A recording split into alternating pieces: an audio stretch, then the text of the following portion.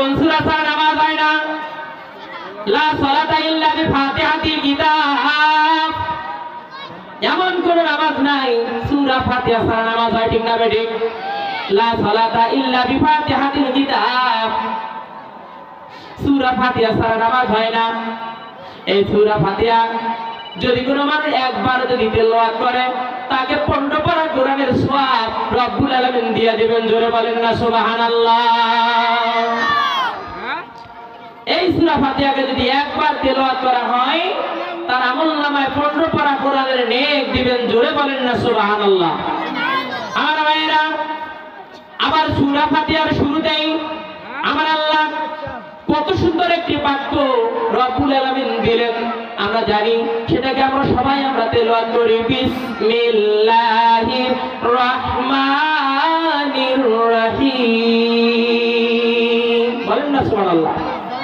এই সূরা ফাতিহা প্রতিটা এই বিসমিল্লাহ প্রতিটা সূরার সামনে দিলেন। সূরা ফাতিহার সামনে দিয়ে আল্লাহ সূরাকে ব্যবহার করলেন। রব্বুল আলামিন বলেন, নবী গো, এই বিসমিল্লাহ যদি কোনো মানুষ যদি একবার যদি তেলাওয়াত যদি করে, আমি রব্বুল আলামিন ঘোষণা করে দিলাম তাকে 30 পারা কোরআনের নেক দেওয়া হবে। জোরে বলেন সুবহানাল্লাহ।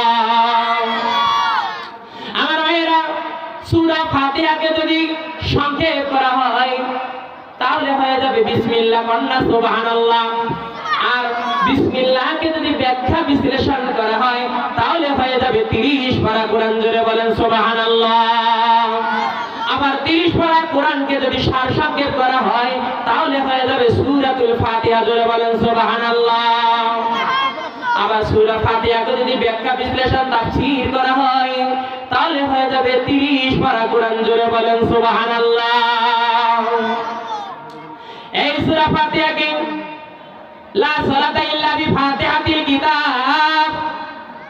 এমন কোন নামাজ নাই সূরা ফাতিহা ছাড়া নামাজ হবে।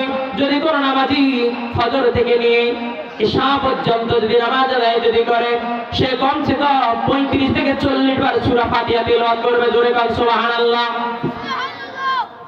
এই সূরা ফাতিহা এত মহত্ব, এত সওয়াব, এত ফজিলত দ্বিতীয় আর সূরা কোরআনে কারীমের মধ্যে নাই। জোরে বল সুবহানাল্লাহ।